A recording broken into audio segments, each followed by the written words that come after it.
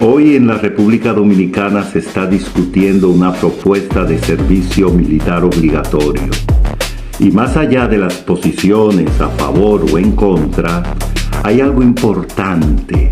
En un contexto histórico como el actual, con desafíos de seguridad, migración y tensiones regionales, no es un tema menor. Es una discusión que muchos consideran necesaria en algún nivel. Pero lo interesante no es la propuesta, es lo que salió alrededor del debate, porque se ha hablado de financiamiento, de recursos y de cómo se sostendría una estructura de ese tipo. Y según lo que se ha comentado públicamente de esas discusiones, incluso se mencionó que el costo terminaría recayendo sobre la clase media. Y ahí es donde la conversación se enciende. Porque al mismo tiempo que algunos ven la necesidad de fortalecer capacidades nacionales, mucha gente siente que el país ya arrastra otras prioridades no resueltas y que el peso de cada nueva medida termina cayendo siempre sobre el mismo sector. Y la pregunta que queda en el aire es la misma. ¿Quién está asumiendo realmente el costo del sistema? Muy bienvenidos todos, damas y caballeros, a este su canal Al Filo de la Verdad. Yo soy Harold García y le doy a todos ustedes calurosamente la bienvenida. Apóyennos dándole a los likes para que podamos seguir llegando a los demás, para que el algoritmo siga mostrando este trabajo. Suscríbanse a esta plataforma que es suya, es gratis totalmente, así nos apoya muchísimo. Muchísimas gracias. Gracias, Señor, por este día, por tu amor, por tu guía, por esas bendiciones que recibimos de tu parte, de tu Santo Espíritu. Bendícenos a todos en tu santo nombre y en el nombre de tu Santo Espíritu y del Señor Jesús. Amén. Damas y caballeros, hoy el punto de partida es una discusión que volvió a encenderse en la República Dominicana. Las declaraciones del diputado Elías Wessing Chávez sobre el servicio militar obligatorio. Más allá si uno está de acuerdo o no con la propuesta, lo que abrió el debate no fue en sí la medida real, fue lo que dijo alrededor de su implementación. Porque lo expresado en este contexto de entrevista y discusión pública, se habló de organización, infraestructura y financiamiento. Y que para poder, según la entrevista que se le hizo, sostenerlo, habría que buscar recursos adicionales. Y ahí es donde surgiría una reacción inmediata ciudadana. Porque la pregunta no es técnica, es política y social. Lo que se ha interpretado en la conversación pública es que parte de ese financiamiento podría terminar cayendo sobre la clase media dominicana. En ese punto se enciende un malestar porque la lectura que hace mucha gente es inmediata. Otra vez el mismo sector, otra vez el mismo esfuerzo, otra vez el ciudadano común cargando con el peso del sistema. La percepción que existe en una parte importante del país es esta. Cuando el Estado necesita financiar nuevas iniciativas, el ajuste cae siempre o termina casi siempre cayendo sobre la clase media, sobre el que trabaja, sobre el que produce, sobre el que paga impuestos, hospitales saturados, medicamentos comprados por su propia cuenta, escuelas con limitaciones y muchas no acabadas, 800 y pico de escuelas no acabadas, señores. Costo de vida cada día en aumento, los servicios bajo presión y un ciudadano que siente que el esfuerzo no siempre se traduce en mejoras proporcionales. El problema central es la confianza. Porque, señores, si la gente viera resultados claros, habría más disposición a hacer el sacrificio. Pero lo que existe hoy es una percepción de carga constante sobre el mismo sector. Una parte importante de la población siente que el sistema tiende a trasladar costos hacia la clase media. Y esa percepción crece cuando no se sienten mejoras equivalentes en los servicios públicos. El debate no es solo sobre el servicio militar, es sobre prioridades. Porque cada nueva política parece abrir siempre la misma discusión. ¿Quién paga? ¿Quién sostiene? ¿Y quién asume el esfuerzo? Por eso, el servicio militar obligatorio es solo el detonante. El verdadero debate es mucho más grande. Es el modelo del país. Es la distribución del costo del Estado y es también la confianza entre el ciudadano y las instituciones. Porque mientras esa pregunta siga sin respuesta, el debate no va a cerrarse. Señores, y es aquí también donde el debate adquiere otra dimensión. Porque en la República Dominicana existe una preocupación real en sectores de la población sobre la seguridad nacional y la situación fronteriza, especialmente por la crisis prolongada en Haití y sus implicaciones regionales. Desde esa perspectiva, hay quienes consideran que el país necesita fortalecer sus capacidades de defensa, su preparación ciudadana y su estructura de protección a la soberanía. Es decir, la idea de formación cívico-militar no surge del vacío, surge de un escenario muy actualizado.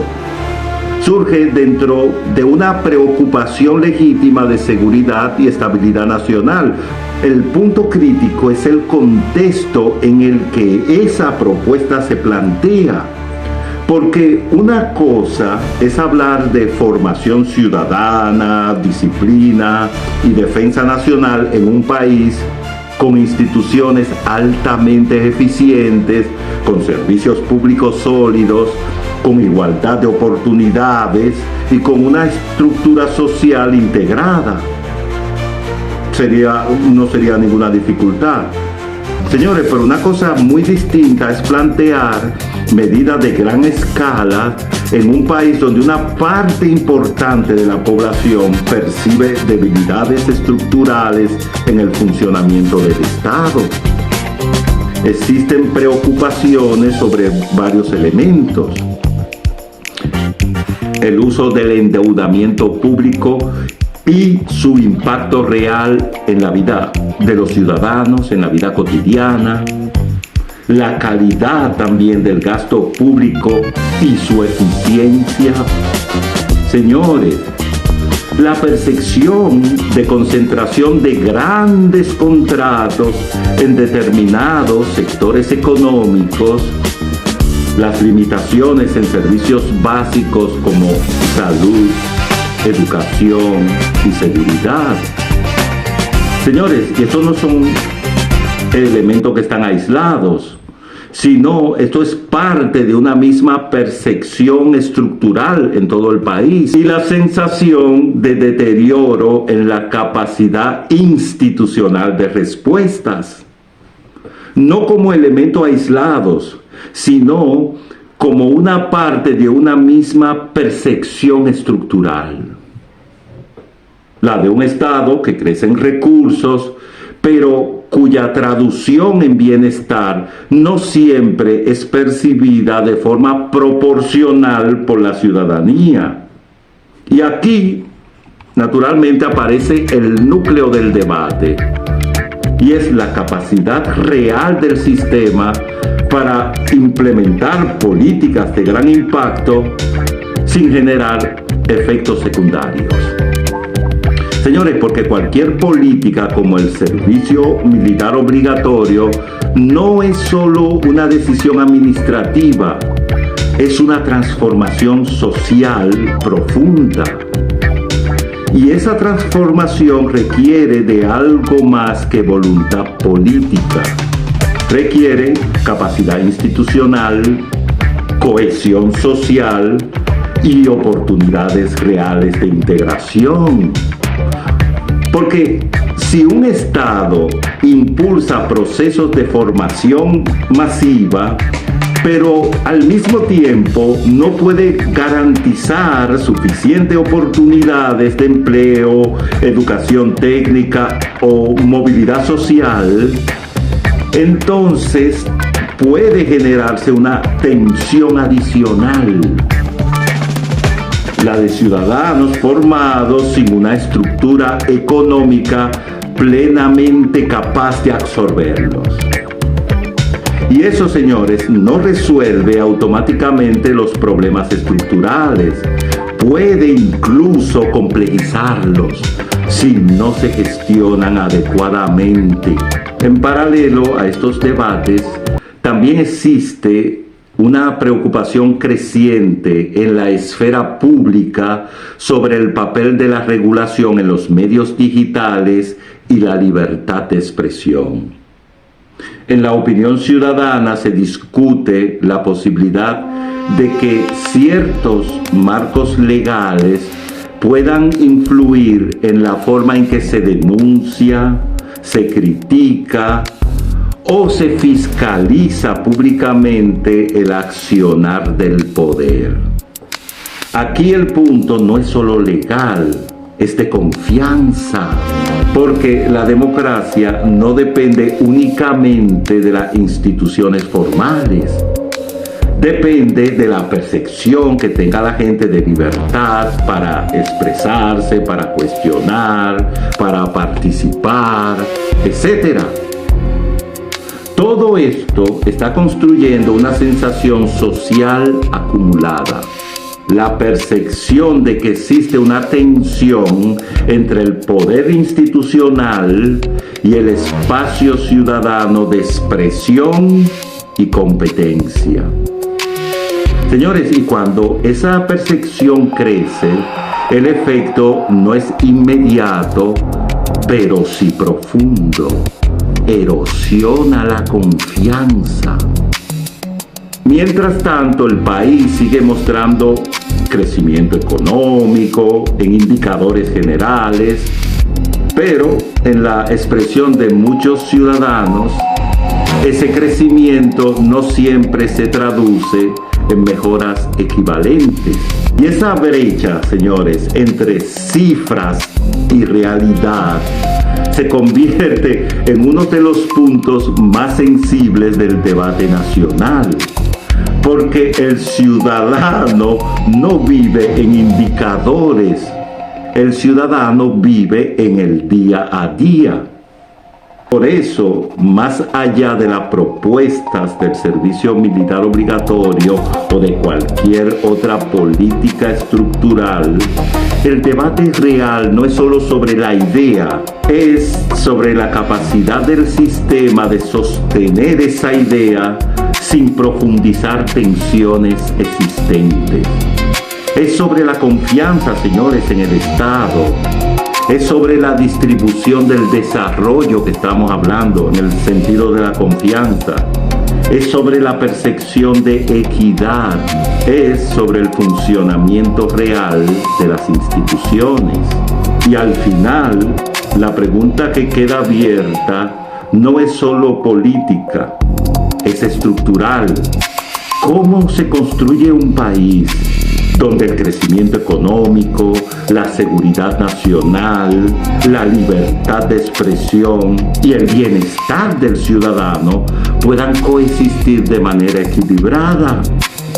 Señores, porque más allá de discursos, cifras o propuestas, lo que define una nación es la confianza de su gente en que el sistema funciona para todos.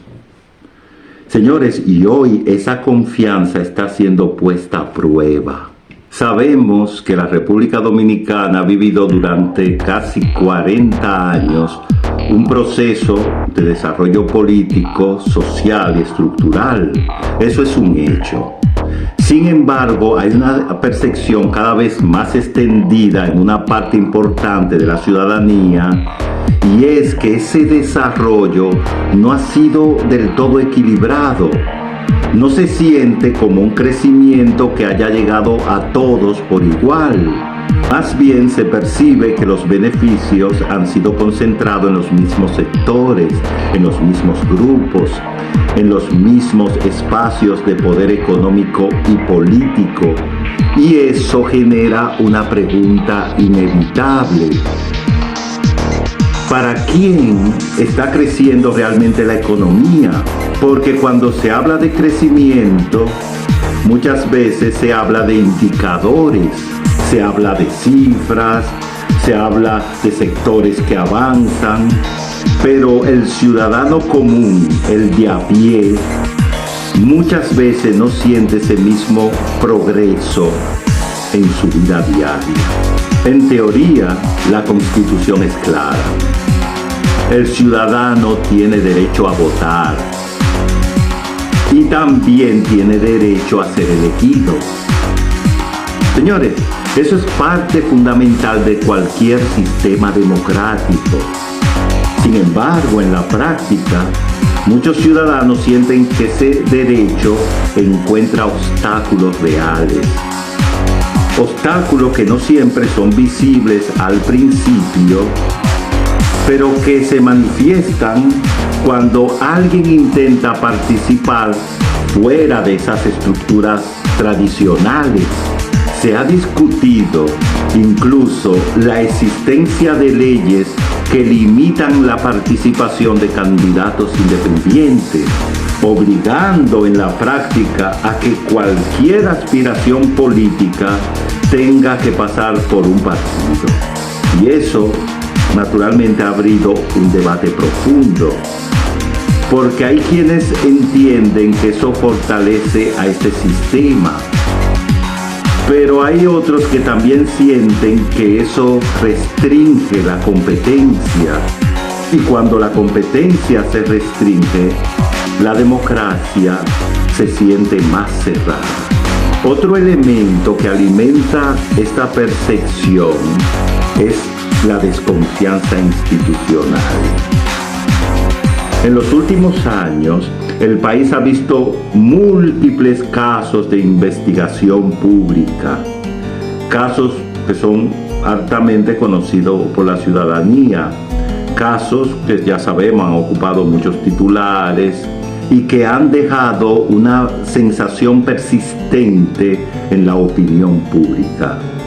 La sensación de que hay patrones que se repiten, de que los mismos círculos de poder siguen apareciendo en los mismos espacios de decisión, de que las licitaciones, los contratos, la administración de recursos siguen concentrándose en estructuras ya conocidas.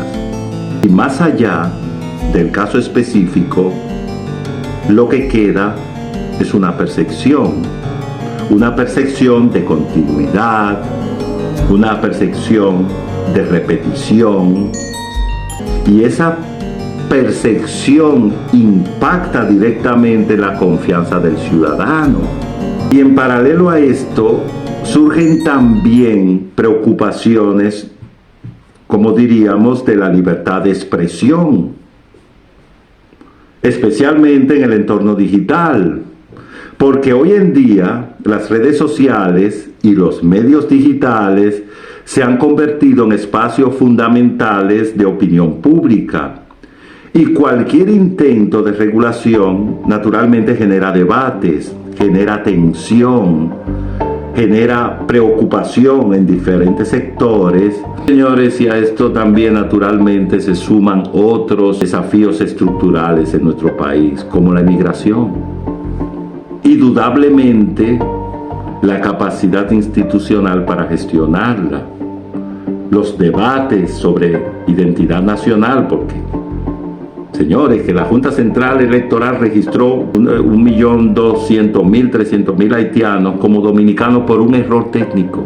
Estas situaciones administrativas que han sido ampliamente discutidas en la sociedad sobre el jus sanguinis y el jus solis, que nos quieren imponer los tribunales internacionales, y esto, que eso no lo vamos a permitir, señores.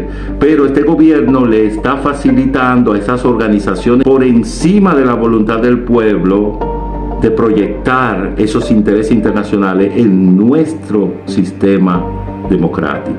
Todo esto junto crea un ambiente de complejidad, un ambiente donde muchas personas sienten una gran incertidumbre. Y frente a este escenario también aparece una idea que se repite en distintos sectores, y es la idea de la unidad, la idea de la necesidad de construir espacios más amplios, donde no solo participen partidos tradicionales, sino también ciudadanos independientes, sectores sociales, organizaciones y personas que quieran aportar al cambio del país. La propuesta en esencia es sencilla. O sea, construir un bloque democrático más amplio, un espacio donde se discutan las realidades del país, donde se propongan soluciones reales y donde puedan también surgir alternativas políticas que sean competitivas. ¿Por qué no hacerlo? Porque aquí también hay algo muy importante que hay que entender. Señores, reitero, como lo dije en el programa anterior, el cambio no solo va a ocurrir por denunciar problemas. Sí, está bien, es necesario. Pero el cambio requiere organización, requiere participación, requiere estructura. A veces implica dejar de lado intereses personales. A veces implica pensar más en lo común que en lo personal, porque un país no se transforma solo desde la crítica, se transforma desde la acción organizada, desde la propuesta, desde la construcción de proyectos reales. Hoy la República Dominicana se enfrenta a un momento importante, un momento donde muchas personas sienten que es necesario replantear el rumbo. No se trata solamente de señalar lo que no funciona, que está bien, pero no solamente. Señores, se trata de pensar qué se va a construir desde aquí.